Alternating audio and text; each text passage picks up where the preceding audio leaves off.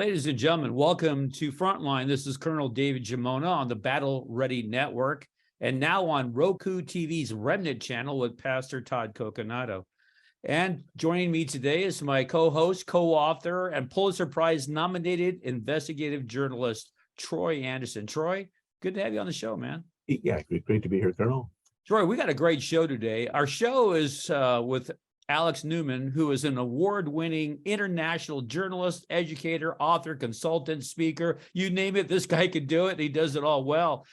Recently, and Alex is going to tell us in just a moment, but recently featured on Fox about the topic, Alex, we're going to talk about today. That is, what is going on in American education and what do we do about it? Alex, great to have you on Frontline today. Well, great to be here. Thank you so much for having me. It's an honor. Yeah, we've been looking forward to this time very well, and here's what I would say about all of that. We're going to talk about your book, Crimes of the Educators, and you just told me here a moment ago that Fox is featuring it. Tell us about what's going on there. Yeah, well, thank you, Colonel.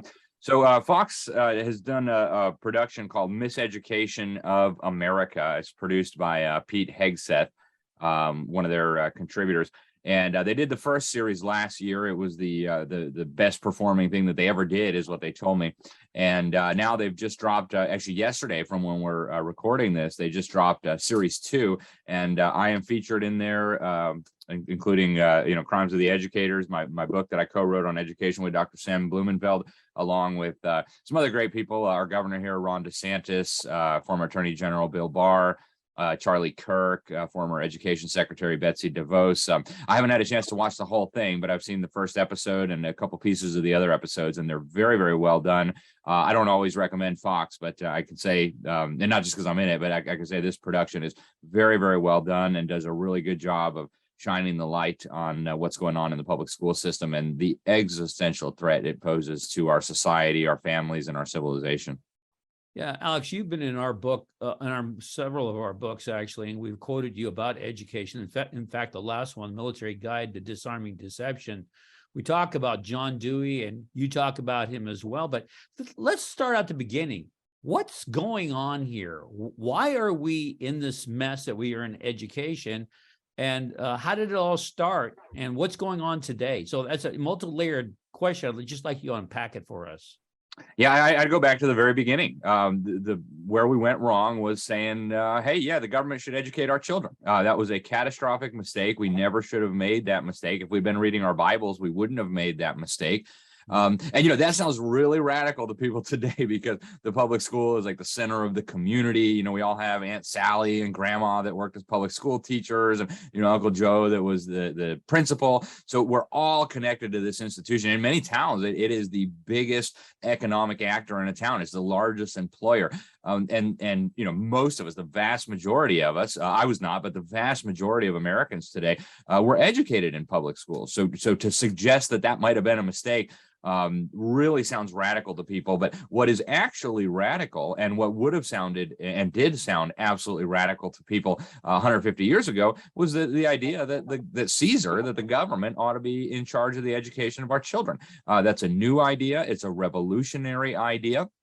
The only time I can ever find in human history before the contemporary era that this was practiced was fascist Sparta. And of course, Plato, the raging totalitarian, also thought the government ought to brainwash children. He believed that society should be divided into two classes: the rulers, the philosopher kings, who would lord it over the rest of us.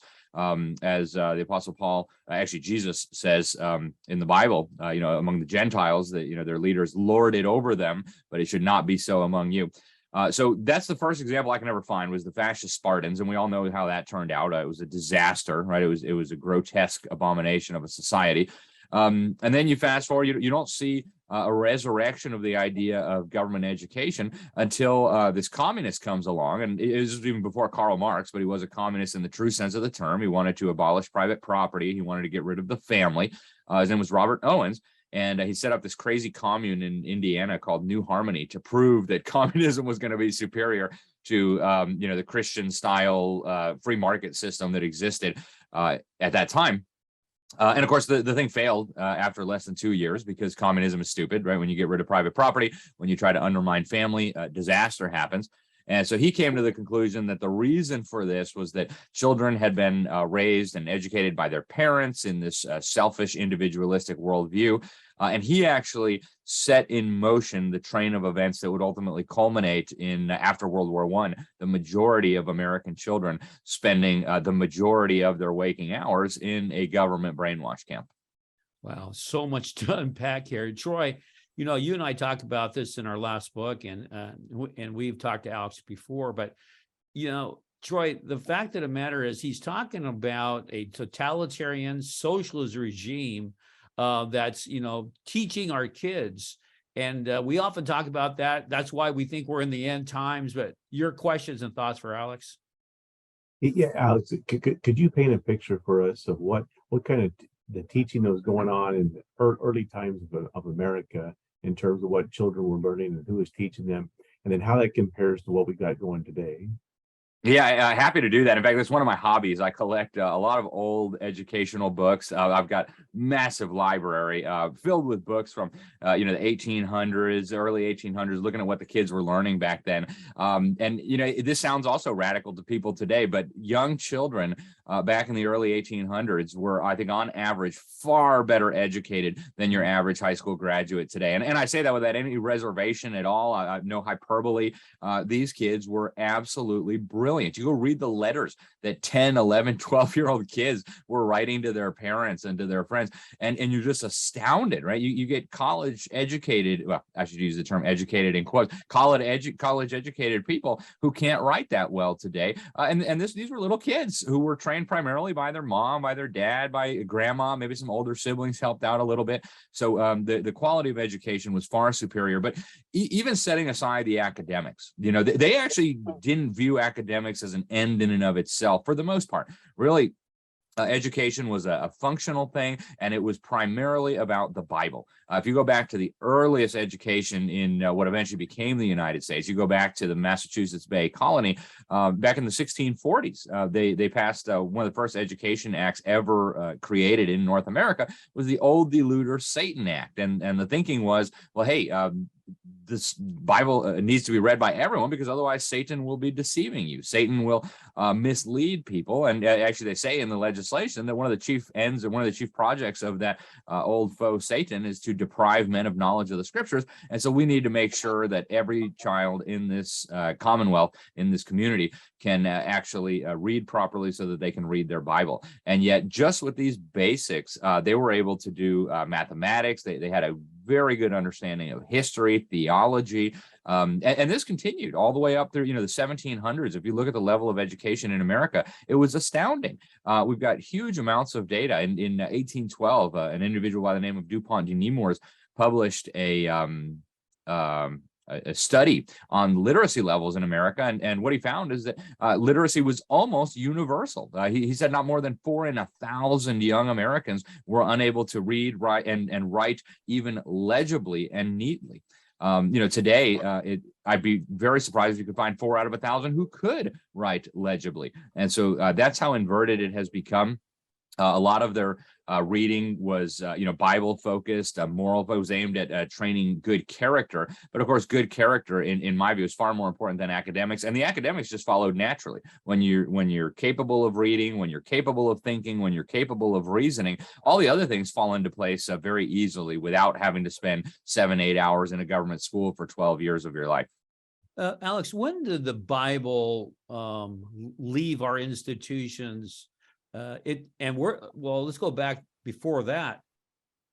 When did we actually start teaching the Bible to our children in the history of education? Was that at the very beginning, or did it come in later? Well, you know, there's some interesting stuff there. You know, the early Christians didn't even have a Bible per se as we understand it, right? They had manuscripts and things like that. Those weren't all collected into a Bible until the 4th century, if I'm not mistaken. They kind of came together and agreed these are the things that should be canonized and so on. And for a long time, you know, the Catholic Church did not want people to have and understanding and read their own Bibles. And this is a documented fact. In fact, they burned a number of people at the stake for trying to translate the Bible into a language that people could understand. But when the Protestant Reformation came about, a lot of heroic people actually risked their lives and in some cases gave their lives so that they could translate the Bible so that the common man could read it. And so during the Protestant Reformation is when knowledge of the Bible, and this almost coincided with the emergence of the printing press. So you had these twin forces, right? The Bible going out in a language that common people can understand, right? It's not in Latin, the language of the priestly class and the scholars. So now people can read it, and now it's accessible because now we have a printing press and we can mass produce these Bibles. And so there were efforts to stamp it out, but of course, you can't stop the word of God. You can't stop the truth. And so I would say the Protestant Reformation is when biblical knowledge and Bible reading in homes and among Christian families really skyrocketed. And that transformed the world. I mean, what happened during the Protestant Reformation, I think, was one of the most significant events, certainly in church history, but maybe in all of human history, because suddenly you didn't have to depend on the king. You didn't have to depend on the priest or the bishop or any institution to know what God had wanted to reveal to mankind. And that was a revolutionary thing. Now, Martin Luther did believe that there was a significant role for the church in education. And so that helped to diffuse education more widely. When I read the Bible, I'm fine with a supplemental role in education for the church. I don't see any problem with a Christian delegating some educational responsibilities to the church. But really, the primary responsibility for education falls squarely on the shoulders of parents. And there are dozens and dozens of Bible verses to support that. But the Protestant Reformation is when really knowledge of the Bible started becoming widely diffused. And with that came enormous political changes, right? It ultimately led to the founding of America as a nation that was just completely saturated in not just an understanding of the Bible, but also a biblical worldview where everything was seen through the lens of Scripture. Old ideas that were not biblical were going by the wayside. And so, an extraordinary moment in human history that really, I think we have so much to be thankful for as a direct result of that. I mean, we owe these people an enormous debt of gratitude, and yet today, very few Americans are familiar at all with any of this history. So what happened, Alex, before we get back to Troy, ask you a follow-on question, where did we go wrong and what replaced the Bible as our center of education for our children in school and in the family? Yeah, it was a very long process, and I think it's one of the most fascinating stories that is not told. And so I mentioned Robert Owens earlier, this communist who he rejected God, he rejected the Bible, he viewed it all as kind of superstition that was getting in the way of a utopian society. And so he tried this thing and it didn't work. He wrote all these essays about how government's chief responsibility should be the formation of the human character. And he actually established, believe it or not, and this sounds, I know it sounds crazy, but it's true. It's well documented. He created a secret society. Robert Owens did. And one of the ultimate objective, according to a whistleblower who was part of the secret society, his name was Orestes Brownson, and he eventually became a Catholic, and he repented of this evil that he had been involved in and decided to blow the whistle. And according to his account of what happened, the secret society had the end goal of ultimately destroying Christianity. That was the end objective in mind. And they had a two-pronged strategy for bringing that about. The first part of the strategy was to change public opinion in favor of not just a role for government in education, but a dominant role for government in education. That was his view. The government should be in charge of education. And then the other part of the strategy was getting men elected to legislatures who would be inclined to support government control of education. And so these ideas did not take off in America very rapidly. In fact, I can imagine an average person back in the early 1800s being told, "Hey, why don't you hand over your children to the government for education?" Like, what? Why in the world would I do that? Right? That's crazy talk. I mean, we're teaching them how to read at home. We got a Bible at home. Thanks, but no thanks. We don't need your help. And if we did need some outside help, we'd hire a tutor or we'd go to the local church. Right? The government's job is to punish evil. So the Bible says, not raise my children. Thank you very much. So that was a radical idea. And the first place that we can find that this got picked up in a serious way was actually in Prussia. Robert Owens, in his own autobiography, he actually has this strange little account about how these essays that he wrote on the desirability or alleged desirability of government involvement in education got picked up by the Prussian ambassador and then taken back to the Prussian dictator, who said, "Wow, this is a great idea," right? They had just gotten through a catastrophic war with Napoleon, and they thought, hey, if we could brainwash all these people to be good little soldiers, good little servants of the state. Maybe we don't have to worry about losing in a war again. Let's do that. So he ordered his interior minister. This is all according to Robert Owen's account. He said the Prussian dictator so approved of his ramblings on government education that he ordered his interior minister to actually set up a system based on these ideas. And that is, of course, the infamous Prussian system, which is widely regarded as the genesis of government education in the modern era. So it took off in Prussia. It was the first example I can find since fascist Sparta of education of the state, by the state, for the state. This idea ultimately was imported back into America by an individual known as Horace Mann. Whether Horace Mann was involved in any way with this secret society that Robert Owens had set up, that Orsis Brownson blew the whistle on, I don't know. I don't have any documents or evidence to prove that, although I think it's a reasonable inference based on what he was doing. So he was a legislator in Massachusetts. He was an attorney. He, like Robert Owens, rejected the Bible. He still subscribed to some nebulous notion of, a creator and stuff, but he was really more in line with the Unitarians than, an Orthodox Christian. So he loved the Prussian system. He actually traveled to Prussia and studied the system and was just fascinated by it, imported it into Massachusetts with support from the legislature. He actually got himself selected as the first ever Secretary of Education. There had never been a Secretary of Education in any American state because, again, why would you need a government Secretary of Education? So he got himself installed as that. He imported the Prussian system into Massachusetts, created a huge network of government schools. He set up what they called normal schools to train teachers. They thought the government ought to train the teachers as well so that they'd all teach the kids the same nonsense the government wanted them taught. Right away, the quackery flooded into the classroom, right, in an unprecedented way. Horace Mann wanted to get the Bible out, but he was a big advocate of phrenology, this kooky pseudoscience that if you measure somebody's skull, you can, tell about their attribute. I mean, total quackery, and everybody knows that today. But Horace Mann was a big aficionado. He also brought in what's called the look-say today. Sometimes people call it the whole word method of teaching reading.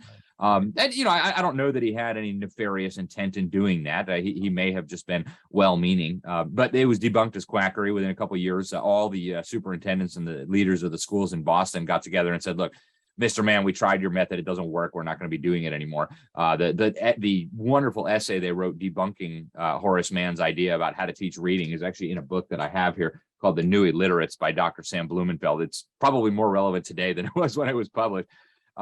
So Horace Mann laid this groundwork after he had finished, I would say, ruining education in Massachusetts. He went around the country like a traveling evangelist, preaching the good news of salvation through government schools. So he went and testified in legislatures and told all these state governments, hey, government education is the best thing since sliced bread. I've seen Prussia and it works really, really well. And we're doing it in Massachusetts. It works really, really well. And so, Horace Mann wanted to get the Bible out of education. That was such an incomprehensible idea to the people at the time that it was a non-starter. I mean, the Bible was the primary textbook. To try to tell people that suddenly we're going to remove the primary textbook from the school, it was inconceivable to the people of that time. But he set the train in motion that ultimately would culminate in 1962, 1963 with those horrific Supreme Court rulings that expelled the Bible and prayer from school. So I'll give a very abbreviated version, so I'm not just rambling here. Horace Mann went around the country. A lot of states started setting up these government school systems. Little by little, they even started passing mandatory attendance laws, compulsory attendance laws that said, parents, you must send your kids. And it didn't start like it is today, right? It wasn't like, one day you woke up and you had to hand over your children for 5 days a week for, 45 or 40 weeks out of the year. It started gradually, just a few months in the summer, no big deal or whatever. But gradually it expanded and expanded. Then along comes a guy called John Dewey. And if you know anybody with a degree in education from any state university or state college in this country, and say, oh yeah, John Dewey, he's the best thing since sliced bread. He was the founder of the modern public school system, and he was. I think he deserves to share some of the blame with people like John Dewey and Robert Owens, but he's almost universally recognized as the founder of the modern government school system. And what's so interesting about John Dewey is that his views were very, very transparent. He was not hiding the fact that he was a communist. He was not hiding the fact that he completely rejected Christianity, the Bible, the God of the Bible, and the Christian worldview. In fact, him and his buddies started a new religion, and they called it a new religion. It was called the humanist religion. They wrote the Humanist Manifesto. John Dewey and a few dozen of his buddies, different academics and things, they actually put all this down on paper. The first tenet of their religious document, for some understanding here, was we religious humanists regard the universe as self-existing and not created. That was a calculated, full-on frontal assault on the Bible. The first words of the Bible are, in the beginning, God created the heavens and the earth, right? So they acknowledged it was a religion. They acknowledged right at the front that they reject the God of the Bible, the creation accounts, the biblical worldview. And then as you read through this religious document, what you find is it's really communism masquerading as a religion. We got to get rid of the profit motive. We've got to get rid of, we've got to restructure the incentive system. We've got to have public ownership of the means of production. I mean, it's just communist claptrap. So John Dewey went over to the Soviet Union. He loved what they were doing. And what's interesting is sometimes communists will say that Dewey was a stooge of the capitalists. And there's some truth to that, actually. David Rockefeller, or excuse me, not David Rockefeller, the great grandpa of David Rockefeller, the Rockefeller dynasty, actually gave him a $3 million grant to set up this experimental school at the University of Chicago. This was late 1800s, early 1900s. And he tried out, so he resurrected some of this quackery from Horace Mann, the quack method of teaching reading, the godless worldview that he wanted to instill in children. And well, they graduated a bunch of kids who couldn't read, couldn't write, couldn't do math properly, couldn't tell right from wrong. And John Dewey said, that will be perfect. So, John Dewey then worked with other academics, eventually connected with the people at the Frankfurt School, got a teaching post at Teachers College at Columbia University, which is the most powerful teachers college in America to this day. And they graduate. He actually got himself selected as the honorary life president of the National Education Association, the mega union with more than 3 million members today that plays an enormous role in education policy from your local school district all the way up to UNESCO, the UN Education Agency. And it's a very abbreviated version of the history, but they basically wanted to use the government school system to turn American children away from God, away from the principles that our nation was founded on, and away from their families so that they could be prepared for this new utopian society that would exist without private property, without the family as a serious institution. So that's the abbreviated version of how we went wrong. The final death blow, if you will, were these Supreme Court rulings beginning in the early 1960s, where they took the last little shred of Christianity out of the public schools. They said you can't have the Bible anymore, you can't have prayer anymore.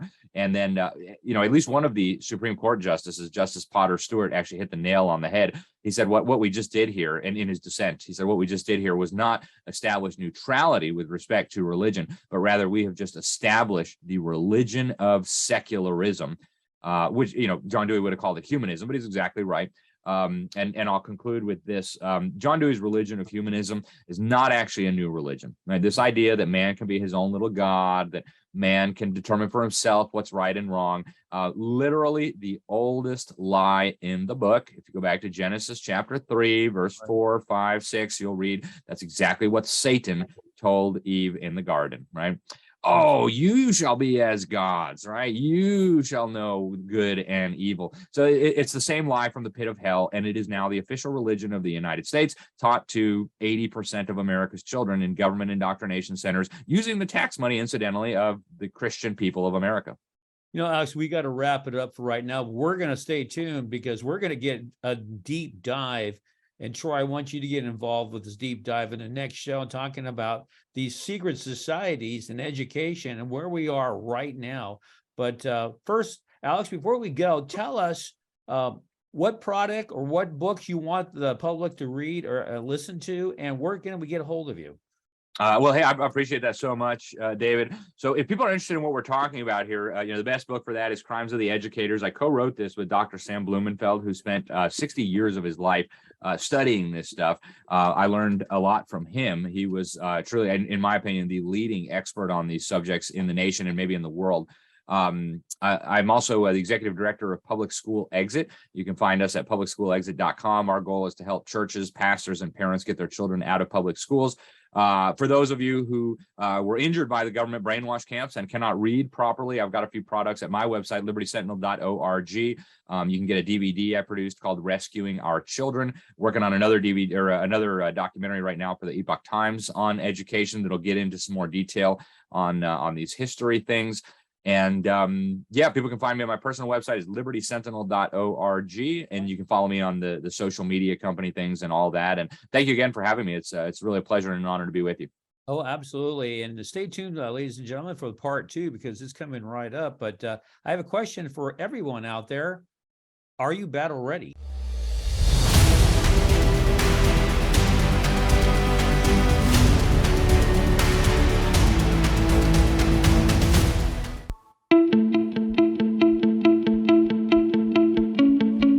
Giammona and Anderson have done it again. They have put together a masterpiece that will inform, enlighten, and challenge your beliefs regarding deception in the end times. This is a must-have book that will guide through the maze of deceit that has blinded the world and confused the church. Dr. Thomas R. Horn, founder and CEO of Skywatch TV.